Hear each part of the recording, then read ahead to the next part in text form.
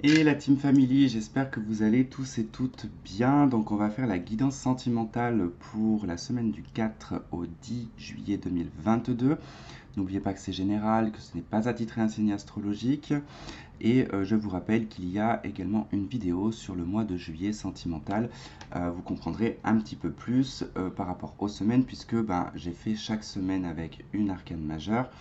Et je ne vais pas revenir dessus, je vais juste faire un survol sur les cartes qui ont été tirées sur le tirage du mois.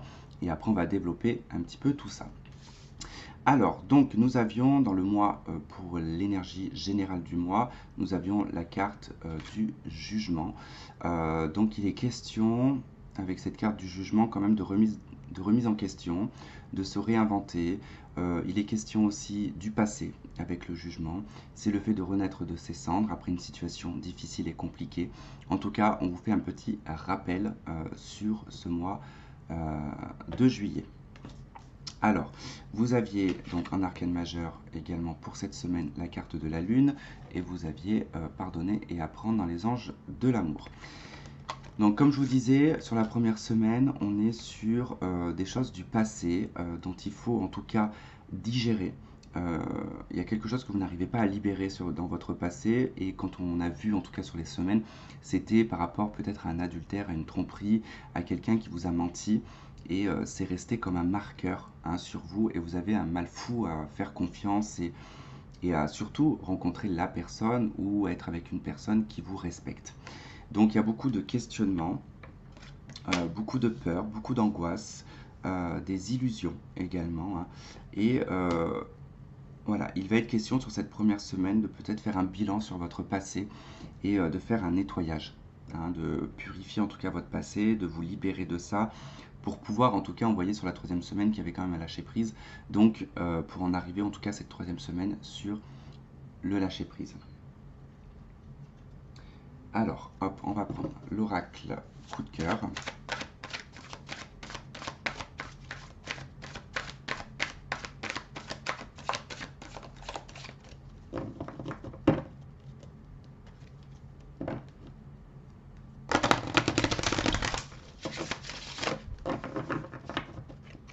Mais avant de faire l'oracle coup de cœur, je vais regarder.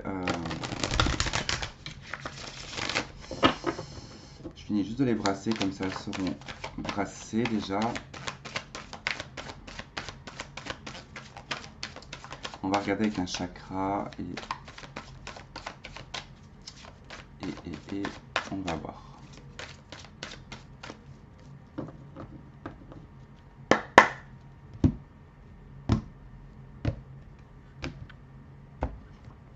Hop, donc ça, c'est fait. Allez, quel chakra pour vous? Cette première semaine, le chakra sacré. On nous parle d'abondance, de passion. En tout cas, le chakra sacré, c'est celui qui est relié à la sexualité. Nous avons le chakra de la gorge en dos de deck. Il va être question peut-être probablement ici de communiquer. Sur la sexualité, sur peut-être un adultère qui a pu peut-être y avoir. En tout cas, ça peut être le sujet de conversation. Il se peut que pour certaines, je dis bien, il se peut qu'il y ait l'annonce d'une grossesse au courant de cette semaine, ou du moins vous êtes enceinte d'une personne qui vous a peut-être trompé, avec qui vous n'êtes peut-être plus avec. En tout cas, il va être question ici de trouver du soutien. En tout cas, il va y avoir de la communication par rapport en tout cas aux passions, par rapport à tout ce qui va être assez important sur le plan comme de la sexualité. Allez, en accompagnement, qu'est-ce qu'on a?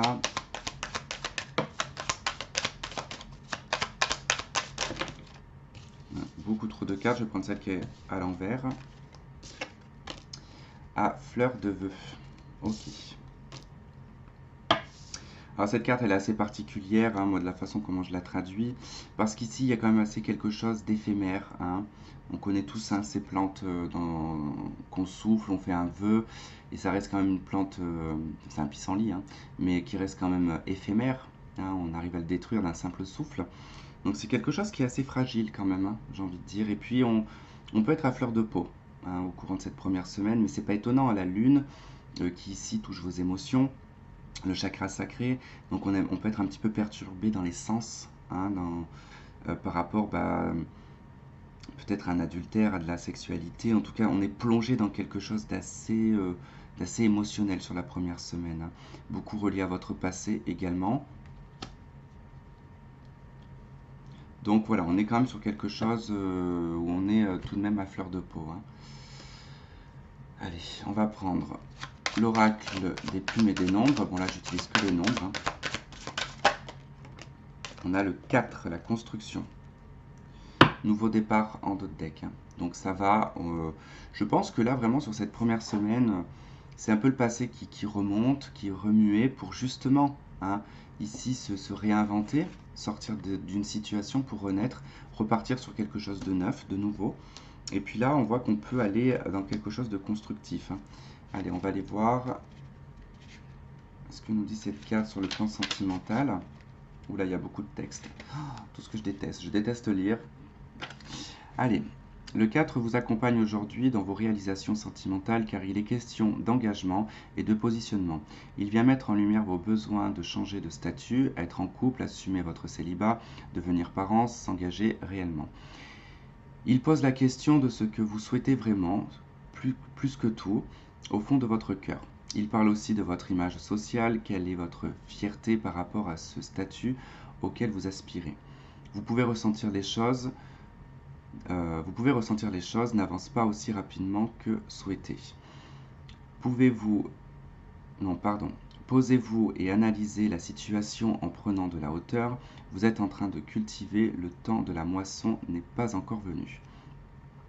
Que vous soyez en couple ou célibataire, vous êtes dans la perspective de construire une relation solide et riche d'apprentissage dans le temps. Ne capitalisez pas sur une folle passion, il est question d'une relation pérenne et sereine. C'est ce à quoi votre âme aspire depuis fort longtemps. Le 4 est présent pour vous aider à cultiver et équilibrer qui vient faire écho à vos amours dans la vie antérieure. Faites la rétrospective de votre cheminement amoureux et honorez-le. Vous voyez, je vous disais par rapport au passé, hein, il y a quelque chose en tout cas qu'il faut s'aspirer de son passé pour pas non plus reproduire les mêmes choses, hein. Je sais plus où j'en suis, faites la rétrospective. Honorez-le. Vous êtes fort de toutes ces expériences, même si certaines ont été douloureuses. Tout ce que vous avez vécu vous amène à recevoir ce qui est construit aujourd'hui.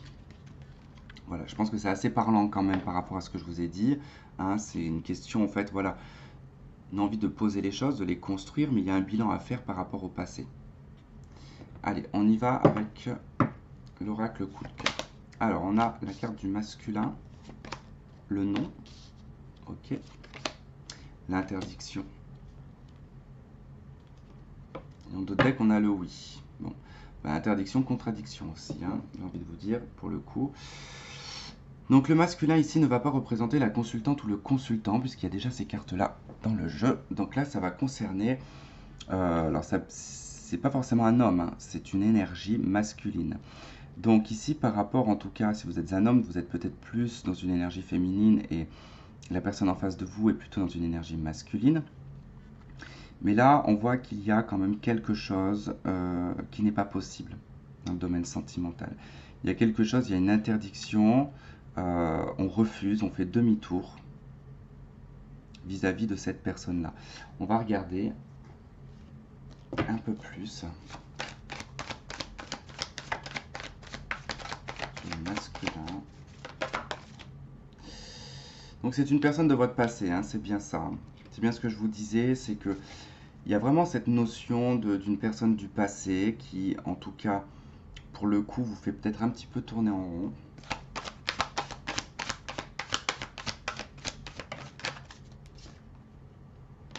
On a le consultant ou la consultante, d'accord, ici, où on affirme, hein, verbalement, parce qu'on est sur la carte de l'homme. Donc, c'est pas quelque chose que l'on intériorise ou qu'on vit intérieurement, qu'on se pose des questions. Là, on est plutôt dans l'affirmation. Donc là, on affirme clairement un non. Et on l'a en dos de deck également.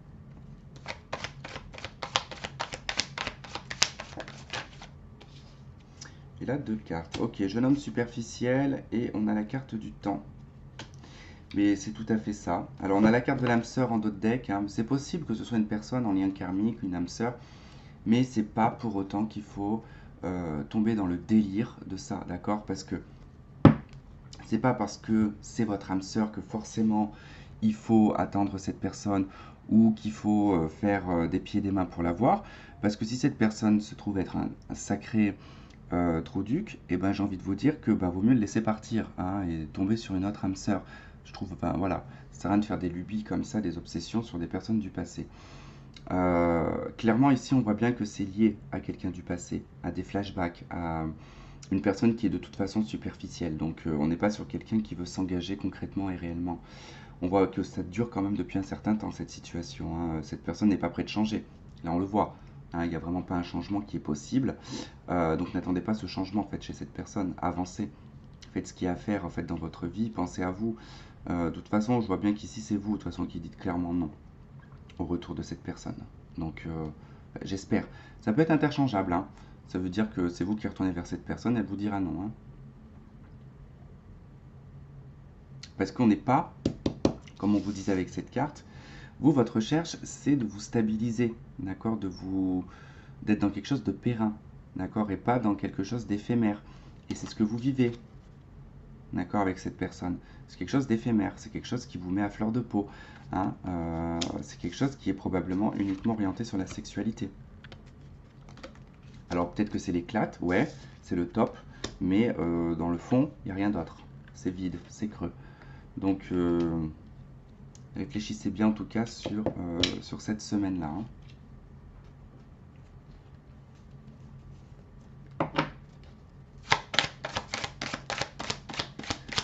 Allez, pour faire une synthèse un peu de cette semaine, on a la 3 de denier, donc c'est peut-être une triangulaire, hein, dans ce lot-là. Il y a peut-être, en tout cas, il y a de l'adversité, il y a peut-être quelqu'un, une troisième personne. Après, voilà, hein, sur le chiffre 3, on est dans de l'instabilité, hein.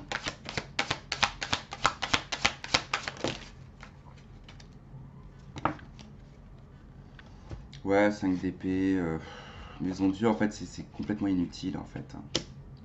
Cette personne que vous idolâtrez peut-être ou qui est reliée à votre passé, c'est totalement inutile, en fait. En soi, c'est quelque chose de stérile, et de toute manière, il y aura toujours un conflit, il y aura toujours quelque chose. Donc, maison de Dieu, ça finit toujours par de la dispute, ça finit toujours par s'arrêter, par s'effondrer, c'est toujours chaotique. À un moment donné, faut vraiment lâcher les armes, hein. 5 d'épée, faut lâcher les armes, hein. Ça sert à rien.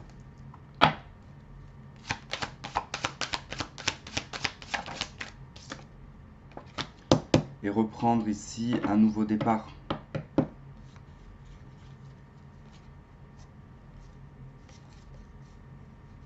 Ouais, parce que même dans le d'autres deck, hein, de toute façon, on a l'isolement, on a Nadir, on a le voyage, on a l'illusion. En fait, vous êtes plongé, et ça regroupe quand même pas mal aussi avec le tirage général, hein, par rapport à la première semaine où on est vraiment dans l'illusion, hein. Donc faites attention parce que c'est une semaine illusoire là pour le coup, hein. Je me demande si... Je crois que Neptune est rétrograde. Et Neptune, quand elle est rétrograde, elle nous ramène à la réalité des choses. Donc en plus, le soleil est en cancer, donc... il y a une envie quand même de sincérité, il y a une envie d'échange, il y a une envie de cocon familial, et ça ne sera pas ce que vous allez trouver en fait sur la première semaine, et ça va être vraiment quelque chose où vous allez reprendre de la réalité. Parce qu'avec Neptune rétrograde, du coup, vous revenez à la réalité et vous voyez en fait clairement les choses. Donc voilà, en tout cas, dans la vie sentimentale pour cette semaine du 4 au 10. Les amis, donc je vais vous laisser là-dessus. J'espère que ça aura résonné, parler à certains d'entre vous. Je vous remercie de m'avoir regardé, de m'avoir écouté. Je vous fais plein de gros bisous et je vous dis à très vite. Bye bye.